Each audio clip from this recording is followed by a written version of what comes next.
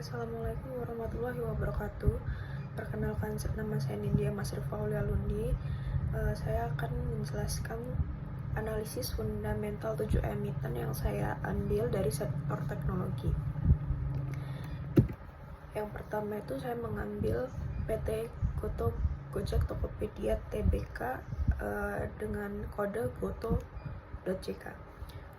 Goto merupakan perusahaan teknologi terbesar dengan ekosistem digital yang luas, mencakup layanan transportasi online, e-commerce, dan vintage.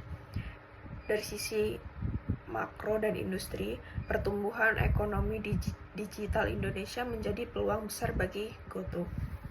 Namun, tantangan utamanya adalah profitabilitas. Secara fundamental, Goto masih mencatatkan rugi bersih, sehingga analisis tidak bisa menggunakan PER dan lebih relevan memakai rasio PS dan PB. Hasil estimasi menunjukkan bahwa harga pasar saham Goto sudah berada di atas nilai wajar konservatif. Artinya, pasar sudah mengantisipasi perbaikan kinerja di masa depan.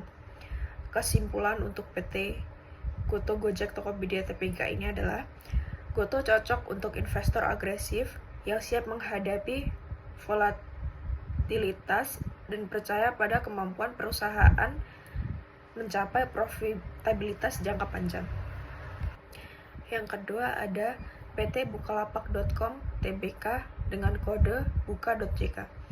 Buka menarik karena memiliki kas yang sangat besar dan hampir tidak memiliki utang.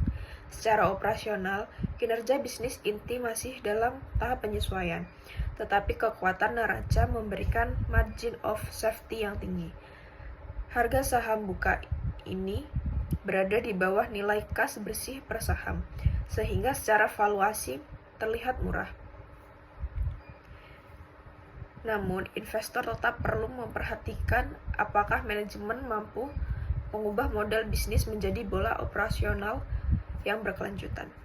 Kesimpulan dari PT Bukalapak.com Tbk ini adalah Buka tergolong saham value atau special situation, menarik bagi investor yang fokus pada keamanan modal berbasis kas.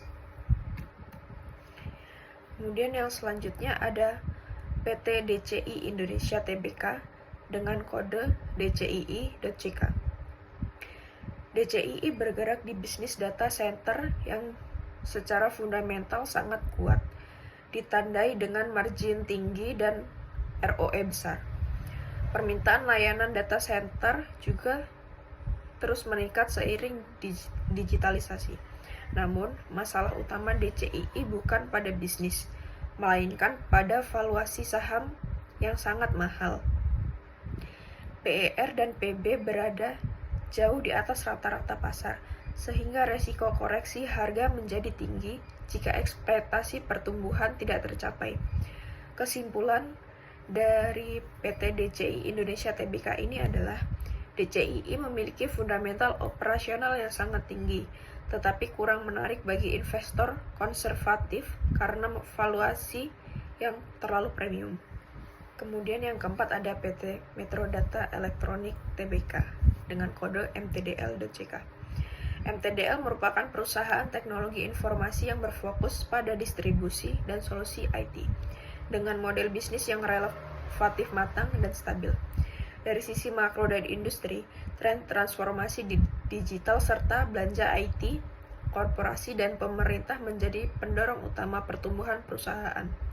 Secara fundamental, MTDL menunjukkan kinerja yang solid dengan laba yang konsisten, ROE yang tinggi, struktur utang rendah, serta kebijakan dividen yang rutin. Estimasi nilai intrinsik menunjukkan harga saham berada sedikit di bawah nilai wajarnya, sehingga secara valuasi tergolong wajar hingga sedikit overvalue. Kesimpulan dari PT Metrodata Elektronik Tbk ini adalah MTDL cocok bagi investor jangka menengah sampai panjang yang mencari kombinasi stabilitas, dividen, dan risiko moderat. Kemudian yang kelima ada PT Eleng Mahkota Teknologi Tbk dengan kode emtk.jk. EMTK memiliki portofolio bisnis yang beragam, terutama di sektor media dan healthcare. Dari sisi makro, konsumsi konten digital dan kebutuhan layanan kesehatan menjadi peluang jangka panjang. Namun, secara fundamental, laba EMTK cukup fluktuatif karena dipengaruhi oleh pendapatan investasi non-operasional. Ketika dinilai secara konservatif melalui pendekatan dividen dan nilai buku, harga saham EMTK saat ini berada jauh di atas estimasi nilai wajarnya. Hal ini menunjukkan bahwa pasar telah memasukkan premi yang besar atas ekspektasi pertumbuhan di masa depan. Kesimpulan untuk PT Elang Mahkota Teknologi Tbk ini adalah EMTK lebih sesuai untuk investor yang agresif dan memiliki keyakinan tinggi terhadap prospek jangka panjang, namun kurang menarik bagi investor konservatif dari sisi valuasi. Kemudian yang keenam ada PT MCAS Integrasi Tbk dengan kode MCAS.JK. MCAS bergerak di bisnis distribusi produk digital seperti pulsa, voucher, dan pelayanan pembayaran yang secara makro didukung oleh meningkatkan transaksi digital di Indonesia. Namun, industri ini memiliki karakter margin yang sangat tipis, tingkat persaingan tinggi. Secara fundamental, MCAS masih mencatatkan rugi bersih dan belum membagikan dividen, sehingga mencerminkan tantangan dalam mencapai profitabilitas yang berkelanjutan. Valuasi saham terlihat rendah, tetapi hal tersebut lebih mencerminkan resiko daripada peluang pasti. Kesimpulan untuk PT MCAS.JK ini adalah MCAS merupakan saham turnaround dengan potensi tinggi namun beresiko besar, sehingga lebih cocok untuk investor agresif yang siap menghadapi volatilitas.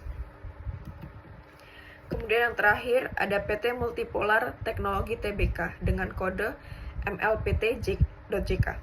MLPT adalah perusahaan penyedia solusi IT yang sangat operasional, memiliki kinerja sangat kuat, ditandai dengan profitabilitas tinggi, ROE besar, dan tingkat utangnya yang rendah.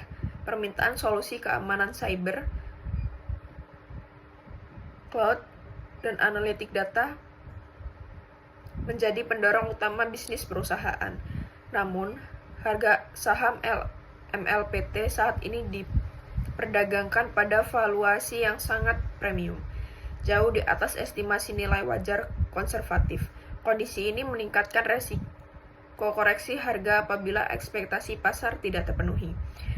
Kesimpulan pada PT Multipolar Teknologi Tbk ini adalah MLPT memiliki fundamental bisnis yang sangat baik, tetapi valuasi sahamnya terlalu mahal untuk investor konservatif. Sekian penjelasan dari saya, kurang lebihnya saya mohon maaf. Wassalamualaikum warahmatullahi wabarakatuh.